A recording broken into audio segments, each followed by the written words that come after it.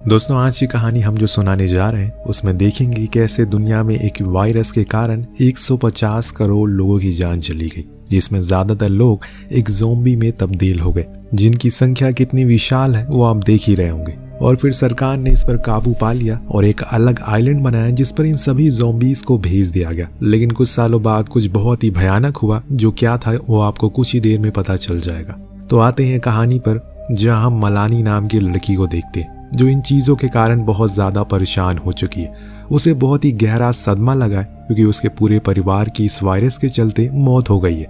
इसके कारण आज भी उसे जब भी वो सोती है तो उसे अजीब अजीब से सपने आते हैं। जब उसने इस बारे में डॉक्टर को बताया तो उन्होंने उसे सलाह दी कि तुम्हें उस ज़ोंबी आइलैंड पर जाना चाहिए, क्योंकि जब तुम अपने डर को अपनी आंखों से देखोगी तो शायद तुम ठीक हो सको। अब आपको लग रहा होगा कि अगर वो वहां गई तो इन्फेक्टेड भी हो सकती है, पर इसके काफ़ी रेयर चांसेस हैं क्योंकि उस आइलैंड पर आए दिन टूरिस्ट आते रहते हैं फन के लिए, यानी कि मज़े के लिए। वो चाहे कितनी भी ज़ोंबीज को मार सकते हैं क्योंकि वो ऐसा ही खुला घूमते रहते हैं। वेल, अब मलानी भी अपने बॉयफ्रेंड के साथ वहां के लिए निकल गई, जहां पर जाने के लिए उन्हें समुंदर के एक रास्ते को पार करना होता है। इसके बाद वो उसी आइलैंड को पोर्ट पर उतरते हैं जहां पर कुछ कार खड़ी थी जो इन्हें उस एरिया तक लेकर जाएगी जहां इनका स्टे है। इनके साथ एक ग्रुप भी था जिसमें अलग अलग प्रोफेशन के लोग मौजूद थे। इन्हें जहाँ रुकना था वो असल में एक विला होता है जो बहुत ही आलीशान है। लेकिन अंदर जाते टाइम मलानी कुछ रेफ्यूजीज को देखती है जो बहुत ही गरीब थे। उनके कपड़े फटे हुए पर उन्हें यहाँ पर भारी तादाद में लाया गया।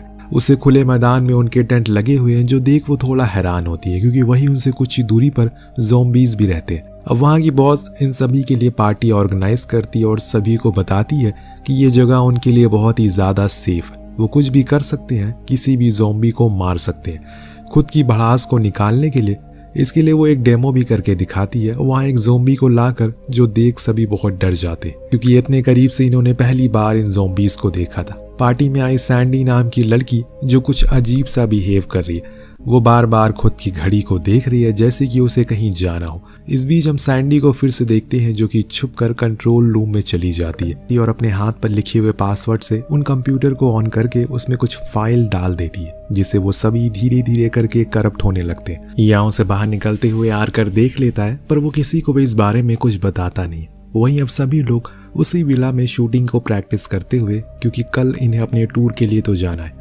लेकिन यहाँ सुबह होते ही सभी धीरे धीरे करके इनका सिक्योरिटी सिस्टम खराब होने लगता है, फेल होने लगता है। एक एक करके जो भी गेट्स थे वो ज़ोंबीज को लॉक करने के लिए वो खुल रहे थे। ये बात बॉस को भी पता थी, लेकिन वो किसी को भी इस बारे में बताती नहीं है क्योंकि ऐसे इनकी रेपुटेशन खराब हो जाएगी। वो खुद अपने लोगों से कहती है कि इसे जल्दी से ठीक करो। वहीं दूसरी ओर वो ग्रुप को तो कार में बैठकर वहां से निकल गए। इनके साथ एक गाइड भी होता है जो इन्हें हर एक लेवल के बारे में बताएगा, जो चीज़ यहाँ कंट्रोल रूम से मॉनिटर होगी। उसके जाने के बाद गेट को लॉक करने की बारी आती है, पर वो बीच में ही हैंग हो जाता है, जो देख बॉस अपने लोगों पर बहुत गुस्सा करती है। ये सब क्या हो रहा है? पर वो बंद हो गया जिससे उनकी जान में जान आई। पर अभी तो ये बंद हो गया, लेकिन अगर अभी बंद नहीं हुआ तो क्या होगा? पूरा ग्रुप फील्ड में पहुंच गया जहां पर सभी खूब मजे करते हैं। फिर इन्हें एक चट्टान पर लेकर जाया जाता है जिसके सामने एक मैदान था जहां पर लाखों की तादाद में ज़ोंबीज थे जिन्हें इन्हें स्नाइपर राइफल से मारना होता है। पर मलानी जब स्कोप से देखती है तो उन ज़ोंबीज में कुछ छोटी लड़कियां भी थी जिन्हें देख वो उन्हें नहीं मारती, पर वहीं आकर उसकी हर एक गोली जाकर उनके सर पर लग रही थी, जो देख सभी हैरान थे। तो वो इन्हें बताता है कि वो पहले ज़ोंबी वॉर में सोल्जर हुआ करता था, पर अब वो रिटायर हो गया, इसीलिए वो यहाँ आ गया खुद के टाइम पास के लिए। इस बीच हम वहाँ कंट्रोल रूम में देखते हैं चीज़ें अब ज़्यादा बिगड़ने लगी है क्योंकि वेलर के स्टाफ वालों से अब चीज़ें संभल नहीं रही है, जिसके कारण वो पूरे सिस्टम को स्कैन करवाती है। तब उन्हें पता चलता है कि कल रात किसी ने ज़बरदस्ती एक्सेस करके सिस्टम के अंदर कुछ फाइल को डाला है, जिसके कारण ये पूरा सिस्टम अब क्रैश होने लगा है। एक एक करके इनके सारे सिक्योरिटी लॉक खुलना शुरू हो गए। कहीं भी किसी भी प्रकार की कोई भी सिक्योरिटी नहीं बची। जो कोई ज़ोंबी ने इन्होंने विला के अंदर बंद कर रखे थे वो सभी बाहर आ जाते हैं और इनके गेस्ट पर हमला कर देते हैं, उन्हें मारना शुरू कर देते हैं। चारों तरफ अफरा तफरी मच जाती है।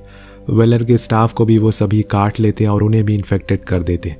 जिस ज़ोंबी को अक्सर वेला के सभी सामने लाकर टीस किया करते थे वो आज उसके सामने खुला खड़ी थी और भी ज़्यादा गुस्से में, और इसीलिए वो फौरन खुद के ऑफिस में खुद को लॉक कर लेती है क्योंकि अगर बाहर रही तो मारी जाएगी। अब यहाँ तो इतना अफरा तफरी मची हुई है, लेकिन वहाँ वो ग्रुप आराम से आज की रात उस बीहल में टेंट में गुजार रहा है क्योंकि ये भी उनकी ट्रिप का हिस्सा है। हालांकि वो ज़ोंबीज फेंसिंग के उस पार है, पर अब आपको पता ही है कि लॉक तो खुल चुके हैं, यानी कि अब आएगा इस कहानी में असली मजा। बस देखते जाइए जैसे सभी आराम से सो रहे हैं, लेकिन मलानी को नींद नहीं आती। वो बाहर आकर थोड़ी फ्रेश एयर लेने की कोशिश करती है। इस दौरान उसे सैंडी दिखी, वो भी बाहर ही थी। दोनों आपस में बातें करती हैं, जिसे सुन हमें पता चलता है सैंडी इन ज़ॉम्बीज़ को लेकर काफ़ी इमोशनल है। उसे ये पसंद नहीं था कि कोई खुद के फन के लिए इन्हें मारे, इन्हें ऐसे ही छोड़ देना चाहिए इस आइलैंड पर, क्योंकि यहाँ तक वैसे भी कोई नहीं आता।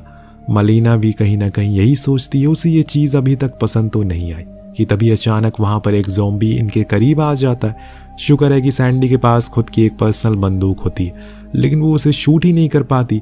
ये बात वो ज़ॉम्बी कहाँ समझने वाला था, लेकिन सही समय पर आकर उसे शूट कर देता और फिर सभी को जगाता है। जब इनका गाइड इस चीज़ को देखता है तो हैरान था, क्योंकि ऐसा कुछ कभी नहीं होता। यहाँ के सिक्योरिटी लॉक बहुत ही एडवांस है, पर उसे तब यकीन होता है जब ये कार की लाइट को ऑन करके चारों ओर देखते हैं। न जाने कितने ज़ॉम्बीज़ इन्हीं की ओर बढ़ रहे थे, जिन्हें आकर और कुछ लोग मारना शुरू करते हैं। पर इनके ग्रुप में से एक हैकर बंदा इन्फेक्टेड हो जाता है, इसीलिए वो उसे नीचे ही रहने देते हैं और बचे हुए लोग ऊपर कार में चढ़ जाते हैं ताकि वो ज़ॉम्बीज़ इन तक ना पहुंच सके। अब सभी उन्हें पूरी रात शूट करते रहते हैं और वहीं सुबह तक बैठे रहते हैं। जब सुबह होने पर थोड़ी शांति होती है तो गाइड कंट्रोल रूम पर कंट्रोल करने की कोशिश करता है, लेकिन कोई रिस्पॉन्स नहीं था।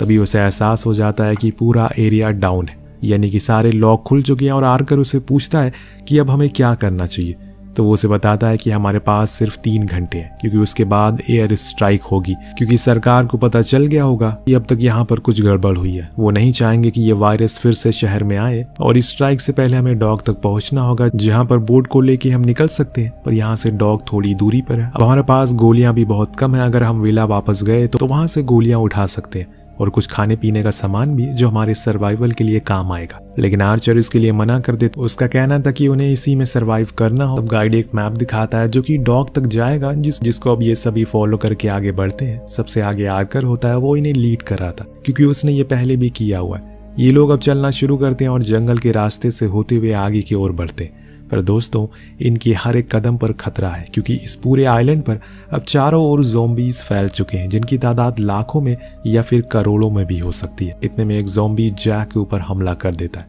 लेकिन सही मौके पर आकर उसे शूट करके बचा लेता है।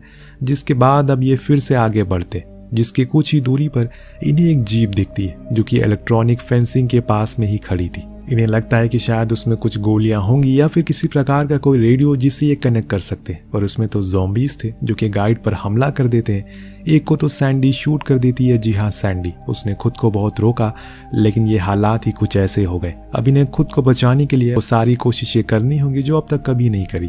इसी बीच इन्हें पता लगता है कि दूसरे ज़ॉम्बीज़ ने गाइड को काट लिया है, यानी कि कुछ ही देर में वो भी इन्फेक्टेड हो जाएगा। वो तो खुद का ही बंदा है, उसे कैसे मार सकते हैं, यही सब सोच ही रहे थे कि तभी लोइस, मलानी का बॉयफ्रेंड, उसे शूट कर देता है। जो देख मलानी हैरान थी। उसने ट्रिगर दबाते जरा सा भी नहीं सोचा, पर वो सभी से कहता है कि हमें इमोशनलेस होना होगा, तभी हम खुद को जिंदा रख पाएंगे। चलो अब चलते हैं, टाइम बहुत कम है हमारे पास। अब ये सभी थोड़ी और आगे चलते हैं, लेकिन इसी बीच आर्चर सैंडी से पूछता है कि आखिर तुम किसी को मारने में इतना हिचकिचा क्यों रही हो? अगर तुमने ये नहीं करा तो हम सभी मारे जाएंगे। और हाँ, एक बात बताओ, तुम वो रात में वहां कंट्रोल रूम में क्या करने गई थी? दोस्तों, अब यहाँ खुलता है राज, जब सैंडी अपना मुंह खोलती है और सभी को बताती है कि दरअसल वो एक ग्रुप के लिए काम करती है जो कि ज़ॉम्बीज़ को राइट दिलाना चाहते हैं, जैसे कि सेम ह्यूमन राइट होते हैं। इसीलिए वो उस रात कंट्रोल रूम में गई ताकि जो कुछ भी छुपाए हुए हैं वो सभी को अपने पेन ड्राइव में डाल सके। मैंने उस रात जब कंप्यूटर में इनकी फाइल्स को देखा तब मुझे पता लगा कि ये लोग बहुत बड़े एक्सपेरिमेंट कर रहे हैं, वो भी उन मासूम माइग्रेंट पर जो अमेरिका रहने के लिए आते हैं लेकिन गैर कानूनी तरीके से। वेलर और उसके लोग उन लोगों पर अपनी दवाइयों का प्रयोग करके उन्हें ज़ॉम्बी बना रहे ताकि यहाँ पर टूरिस्ट आते रहे और उन्हें भी मारकर उन्हें फायदा हो। ये सब सुनकर सभी हैरान थे, लेकिन अब इनकी भी तो जान खतरे में है। तभी जैक इन्हें बताता है कि असल में जब सैंडी ने फाइल निकाली तो उस पेन ड्राइव से सिस्टम में वायरस चला गया, जिसके कारण यहाँ के जितने भी सिक्योरिटी लॉक थे वो सभी खुल गए और इसी वजह से जितने भी ज़ॉम्बीज़ कैद थे वो सभी बाहर आ गए। सैंडी की इस गलती की वजह से ये सभी उसे बहुत सुनाते, लेकिन कहीं ना कहीं वो सही भी थे क्योंकि किसी को स्कैम के बारे में पता लगाना ही था और उसे भी नहीं पता था कि ऐसा कुछ हो जाएगा। खैर, इनके पास अब 2 घंटे 20 मिनट बचे हैं एयर स्ट्राइक के लिए।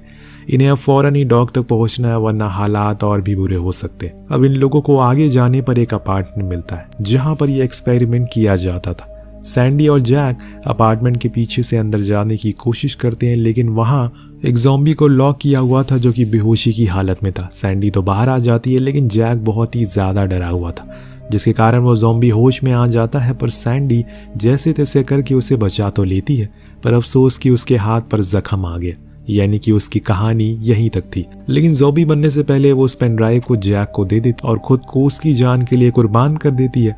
उसके पीछे से आ रहे हजारों की तादाद में ज़ॉम्बीज अब जैक के पीछे पड़ चुके थे, लेकिन वो जैसे तैसे खुद की जान बचाकर भागकर अपने साथियों के पास आता है, जो उसे अंदर लेकर गेट को लॉक कर देते हैं। और फिर ये सभी उस अपार्टमेंट के अंदर घुसते हैं जहां इनकी आंखें फटी की फटी रह जाती है। दरअसल ये वो एरिया था जहां पर सिर्फ वेलर और उसके कुछ खास लोगों को आने की इजाजत थी, और कोई भी इस जगह नहीं आ सकता है, क्योंकि यही वो मेन हॉल था जहां पर एक्सपेरिमेंट को बड़े पैमाने पर किया जा रहा था। ये सब देख जैक को बहुत ज्यादा गुस्सा आता है, वो वहीं चिल्लाना शुरू कर देता है। तभी ऊपर से एक ज़ॉम्बी उसके ऊपर गिरता है और उसे काट लेता है, पर समय रहते आकर ज़ॉम्बी और जैक दोनों को ही शूट कर देता है, यानी कि अब ये खेल में बचे हैं सिर्फ 3 लोग। और 35 मिनट देखते हैं कि इन्हें रास्ता मिलता है या फिर ये यहीं सब मारे जाते हैं। रेफ्यूजी कैंप में मलानी को एक बच्ची खड़ी हुई मिलती है जिसके हाथ में टेडी बियर था, लेकिन अफसोस कि वो ज़ॉम्बी बन चुकी है।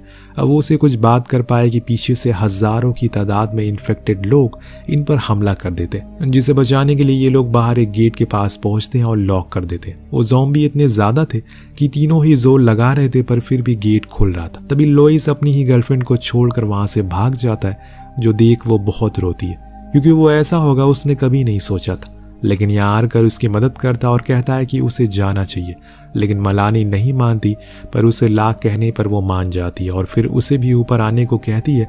लेकिन आकर गेट को खोल देता और उन ज़ॉम्बीज को मारकर उन्हीं के बीच निकल जाता है। अब वो जिंदा था या फिर मर गया ये हमें शायद आगे पता लगे, लेकिन फिलहाल हम चलते हैं मलानी पर, जो भाग रही थी क्योंकि अब बस 16 मिनट बचे हैं। लेकिन जिस रास्ते से वो जा रही है वहां में स्कैम का पूरा मंजर दिखाया जाता है, कैसे इंसानों की लाशों के ढेर एक के ऊपर एक लदे हुए, कुछ को टांग रखा, और ये सब उन बेगुनाह गरीब लोगों को बना रहा था। मलानी अब फाइनली लॉन वाले एरिया में आ गई जहां पर उसे लोइस मिलता है, जिसे वो बहुत खरी खोटी सुनाती है, लेकिन वो उसे कहता है कि तुम्हें सुनाने की कोई जरूरत नहीं है, मुझे सजा मिल गई। वो भी अब इन्फेक्टेड हो गया। ये सुन मालिनी उस पर बंदूक तान देती है, लेकिन मार नहीं पाती। उसने उसके हाथ में बंदूक दी और वहां से चली गई। पर इस बीच उसकी मुलाकात हुई वेलर से, जो कि खुद के ऑफिस में बंद थी। यहाँ मालिनी उसे बहुत सुनाया, लेकिन वेलर जब तक खुद की सफाई दे पाती कि तब तक वहां पर कई सारे ज़ॉम्बीज आ गए जिन्होंने उस पर हमला कर दिया। इसी का फायदा उठाकर मलानी वहां से भागकर एक ओपन एरिया में आ गई। अब यहाँ भी स्टोरी का सबसे भयानक सीन देखते। एक अकेली मलानी भाग रही है, पर उसके पीछे लाखों ज़ॉम्बीज पड़े हुए जो उसे काटने के लिए भाग रहे, लेकिन तभी एयर स्ट्राइक हो जाती है।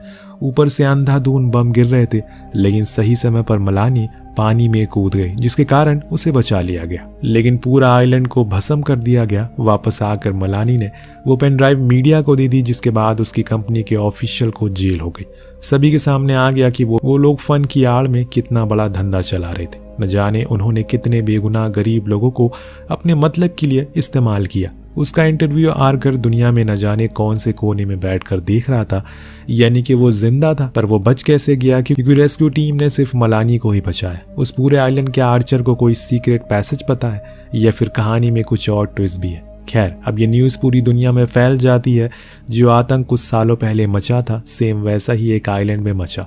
लेकिन शुक्र है कि सब कुछ ठीक है, ये बता रही एक न्यूज़ एंकर को हम देख पाते हैं। लेकिन तभी उसके पीछे अचानक बहुत ही हड़कंप मच जाता है। बीच पर एंजॉय कर रहे लोग इधर से उधर भागने लगते हैं, क्योंकि पानी से अब मछलियां नहीं बल्कि ज़ॉम्बीज बाहर आ रहे थे, जो उस बमबारी के कारण और भी ताकतवर और एडवांस हो गए। उन्होंने अब स्विम करना भी सीख, और अब वो लौट आए एक बार फिर से आतंक मचाने के लिए। इस बारी वो अपना पिछला अधूरा छोड़ा हुआ काम खत्म करके ही जाएंगे, जो हमें पार्ट 2 में देखने को मिलेगा, जो अभी कुछ दिन पहले आया है। अगर आपको देखना है तो 400 कमेंट जरूर करिएगा। मिलते हैं अगली वीडियो में। Thank you so much watching. Peace out.